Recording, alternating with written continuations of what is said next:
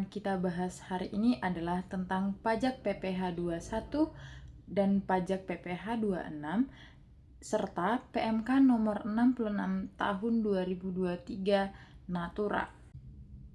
Nah, konsep dasar PPh 21 yaitu pajak atas penghasilan berupa gaji, upah, honorarium, tunjangan, uang pensiun, dan pembayaran lain sehubungan dengan pekerjaan, jasa, atau kegiatan yang diterima orang pribadi dalam negeri.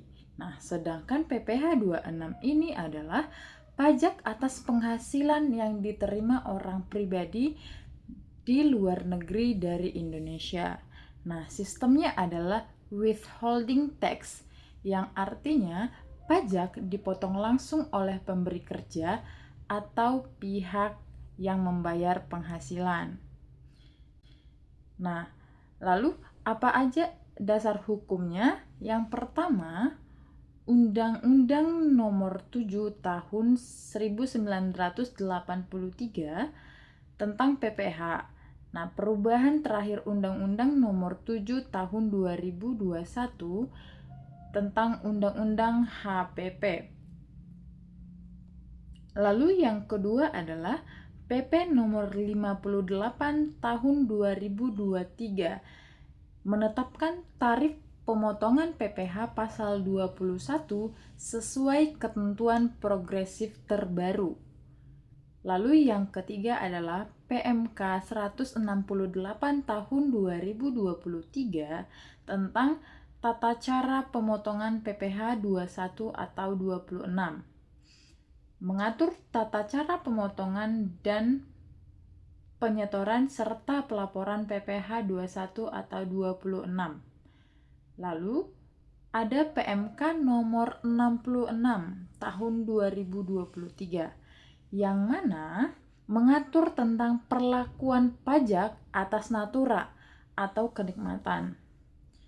Natura tertentu tidak dikenakan PPh, misalnya makanan atau minuman dan sebagainya, dan natura lain dikenakan PPh. Nah, lalu yang selanjutnya adalah subjek pajak. Dalam PPh 21, pegawai tetap, pegawai tidak tetap, atau pensiunan, tenaga kerja ahli, atau peserta kegiatan merupakan subjek pajak. Lalu, di PPh 26, orang pribadi, orang luar negeri yang menerima penghasilan dari Indonesia. Oke, kembali saya jelaskan, PPh 21 adalah orang pribadi dalam negeri yang menerima penghasilan sehubungan dengan pekerjaan, jasa, atau kegiatan. Misalnya pegawai tetap menerima gaji bulanan, tunjangan, bonus, atau pensiun. Lalu yang kedua, pegawai tidak tetap, tenaga kerja lepas, menerima upah harian, mingguan, atau borongan. Kalau misalnya pensiunan, menerima uang pensiun secara berkala. Lalu tenaga ahli, menerima misalnya dokter, pengacara, akuntan, konsultan, notaris, arsitek yang menerima honorarium atau imbalan jasa. Lalu selanjutnya yang kelima adalah peserta kegiatan, orang pribadi yang menerima hadiah atau penghargaan atau imbalan karena mengikuti suatu kegiatan. Yang pada intinya, semua orang pribadi dalam negeri yang memperoleh penghasilan dari pekerjaan atau jasa termasuk dalam subjek PPh 21. Sementara subjek PPh 26 ini adalah orang pribadi luar negeri yang menerima penghasilan dari Indonesia. Misalnya, orang pribadi non-residen tidak tinggal di Indonesia tetapi memperoleh penghasilan dari Indonesia. Contohnya konsultan asing, tenaga ahli luar negeri, artis internasional yang tampil di Indonesia, atau investor asing yang menerima dividen, bunga, royalti, dan sejenisnya. Tarif umumnya 20% dari penghasilan bruto kecuali ada perjanjian pajak internasional yang menurunkan tarif. Jadi intinya, setiap orang pribadi luar negeri yang memperoleh penghasilan dari Indonesia secara otomatis menjadi subjek PPh 26. Lalu yang selanjutnya adalah objek pajak.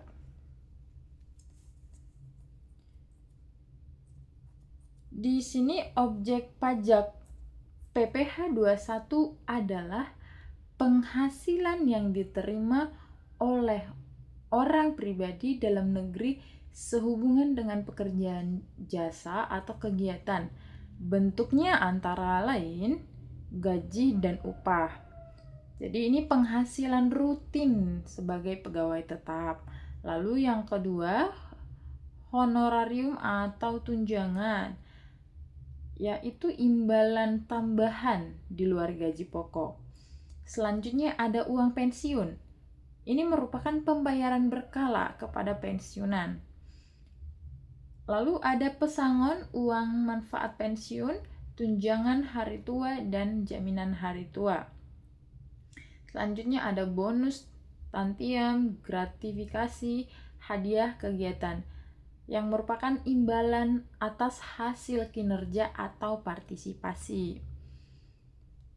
Lalu yang selanjutnya adalah natura atau kenikmatan. Sejak PMK nomor 66 tahun 2023, natura tertentu dikenakan PPh. Misalnya rumah dinas, kendaraan pribadi dan kantor, dari kantor, sedangkan natura tertentu dikecualikan, misalnya makanan, minuman untuk seluruh pegawai, APD, seragam, natura dari APBN atau APBD. Semua bentuk penghasilan yang memberikan manfaat ekonomi bagi pegawai dalam negeri termasuk objek PPh 21. Sedangkan objek PPh 26 adalah penghasilan bruto yang diterima orang pribadi luar negeri dari Indonesia. Bentuknya antara lain dividen. Dividen ini adalah pembagian keuntungan perusahaan kepada pemegang saham luar negeri. Lalu bunga. Bunga merupakan pembayaran bunga pinjaman kepada kreditur luar negeri. Lalu selanjutnya ada royalti atau imbalan atas penggunaan hak cipta, paten atau teknologi dari luar negeri. Selanjutnya ada sewa, pembayaran sewa atas harta yang dimiliki pihak luar negeri. Selanjutnya ada imbalan jasa atau honorarium konsultan asing, artis internasional, tenaga ahli luar negeri. Selanjutnya ada penghasilan lain, misalnya hadiah atau penghargaan yang diterima dari Indonesia. Yang pada intinya adalah semua penghasilan yang bersumber dari Indonesia dan diterima oleh orang pribadi luar negeri termasuk objek PPh 26 dengan tarif umum 20% dari bruto.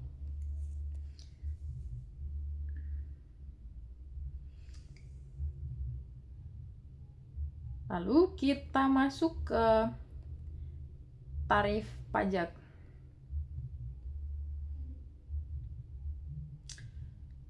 Di PPh 21, tarif pajak bersifat progresif, artinya berdasarkan lapisan penghasilan kena pajak atau PKP sesuai dengan Undang-Undang HPP atau Undang-Undang Nomor 7 Tahun 2021 dan PP Nomor 58 Tahun 2023.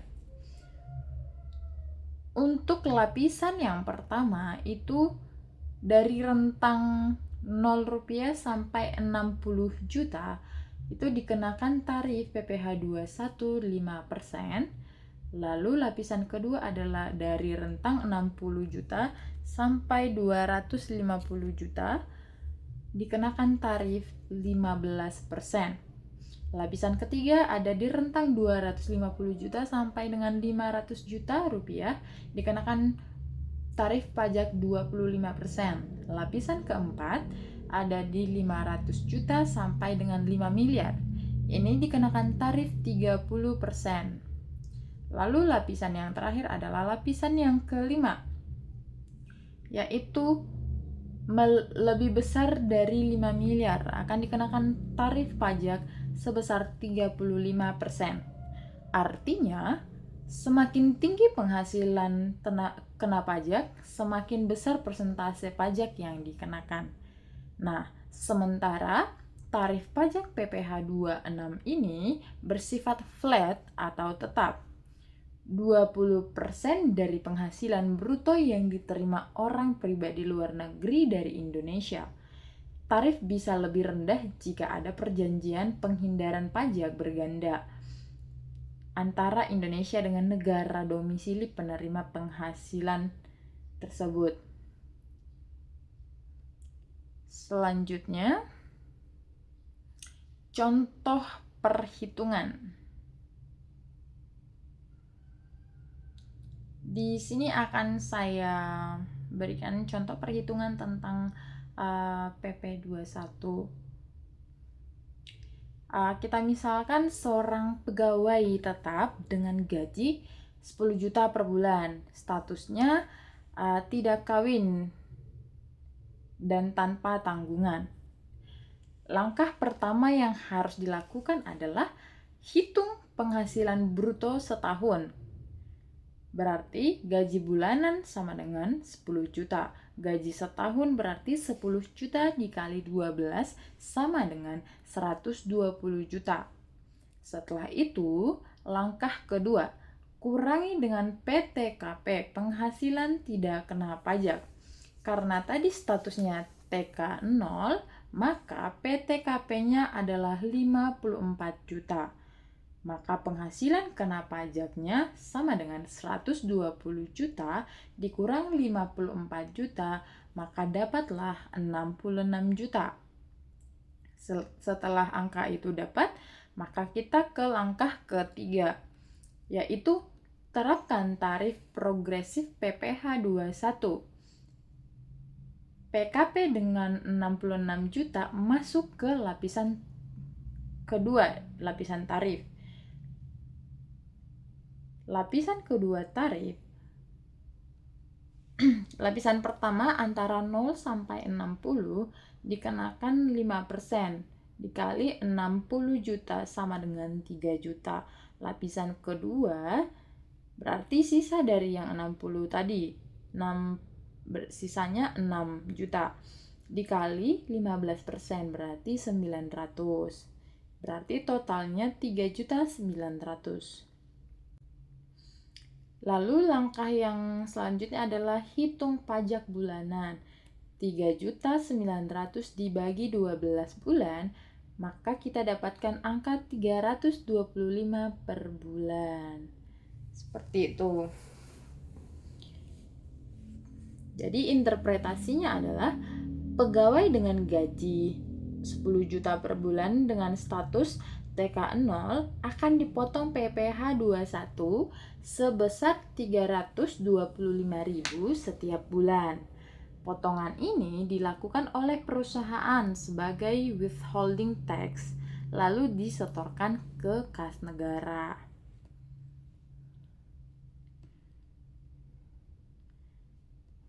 Oke, selanjutnya kita akan beralih ke pembahasan PMK nomor 66 tahun 2023 Natura. Nah, latar belakangnya, Natura adalah imbalan dalam bentuk barang atau fasilitas, bukan uang. Sebelum PMK 66 tahun 2023 ini, status pajak Natura tidak jelas. Nah, PMK ini hadir untuk memberi kepastian hukum dan keadilan fiskal. Lalu tujuan PMK 66 tahun 2023 adalah yang pertama, menetapkan perlakuan pajak atas natura atau kenikmatan, memberikan kepastian bagi pemberi kerja dan pegawai, menjamin keadilan, natura tertentu bebas pajak dan lainnya dikenakan PPh 21. Nah, ada natura yang tidak dikenakan PPh. Misalnya, makanan atau minuman untuk seluruh pegawai. Contohnya, kantin perusahaan, makan siang bersama. Ini bebas pajak selama diberikan untuk semua pegawai tanpa diskriminasi. Lalu yang kedua, natura di daerah tertentu, misalnya daerah terpencil. Saya kasih contoh fasilitas perumahan atau transportasi di daerah terpencil. Jadi ini bebas pajak karena dianggap kebutuhan khusus di lokasi tersebut. Lalu yang ketiga adalah natura wajib disediakan pemberi kerja, alat keselamatan kerja atau seragam. Nah, contohnya alat pelindung diri, seragam kerja, helm keselamatan. Ini bebas pajak karena sifatnya wajib untuk mendukung pekerjaan. Lalu, natura dari APBN atau APBD. Contohnya fasilitas kesehatan dan pemerintah daerah, bantuan dari rumah sakit dinas atau APBN. Ini bebas pajak karena bersumber dari anggaran negara atau daerah. Lalu yang terakhir adalah natura dengan jenis dan batasan tertentu sesuai ketentuan. Contohnya kupon makan atau catering dengan nilai maksimal tertentu, misalnya kurang lebih 2 juta per pegawai. Ini bebas pajak selama tidak melebihi batas yang ditetapkan. Seperti itu. Nah, kalau misalnya ada natura yang tidak kena pajak, berarti ada natura yang kena PPh. Yang pertama, fasilitas rumah dinas. Natura atau kenikmatan yang dianggap memberikan manfaat ekonomi bagi pegawai. Contohnya, ya fasilitas rumah dinas jika digunakan untuk kepentingan pribadi pegawai. Nilai natura dihitung berdasarkan harga sewa, pasar atau biaya aktual. Lalu yang kedua, kendaraan dinas atau kepentingan pribadi. Mobil kantor yang dipakai sehari-hari oleh pegawai untuk keperluan pribadi. Nilai natura dihitung dari biaya sewa atau penyusutan kendaraan. Yang ketiga adalah tunjangan dalam bentuk barang atau kenikmatan. Misalnya, contohnya voucher belanja, fasilitas hiburan, atau membership eksklusif. Semua dianggap penghasilan kena pajak. Lalu yang selanjutnya adalah fasilitas kesehatan premium. Contohnya membership rumah sakit swasta, layanan kesehatan tambahan di luar standar. Nilai natura dihitung sesuai dengan yang ditanggung perusahaan. Implikasi bagi pemberi kerja. Nah, pemberi kerja harus menghitung natura sebagai penghasilan kena pajak pegawai. Natura tertentu tetap bebas pajak, tidak termasuk perhitungan PPh 21.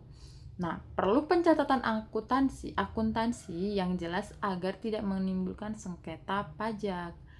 Lalu implikasinya bagi pegawai, natura yang dikenakan pajak akan menambah penghasilan bruto.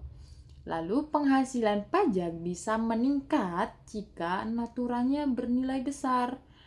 Selanjutnya, pegawai mendapat kepastian yang mana natura bebas pajak dan yang mana yang dikenakan pajak. Nah, kesimpulan dari materi yang saya sampaikan adalah bahwa PPh 21 atau 26 adalah instrumen penting penerimaan negara, membantu menjaga kepatuhan pajak dan keadilan fiskal. PMK nomor 66/23 memberi kepastian perlakuan atas natura. Pemahaman konsep tarif dan contoh perhitungan membuat wajib pajak lebih siap dalam memenuhi kewajiban perpajakan.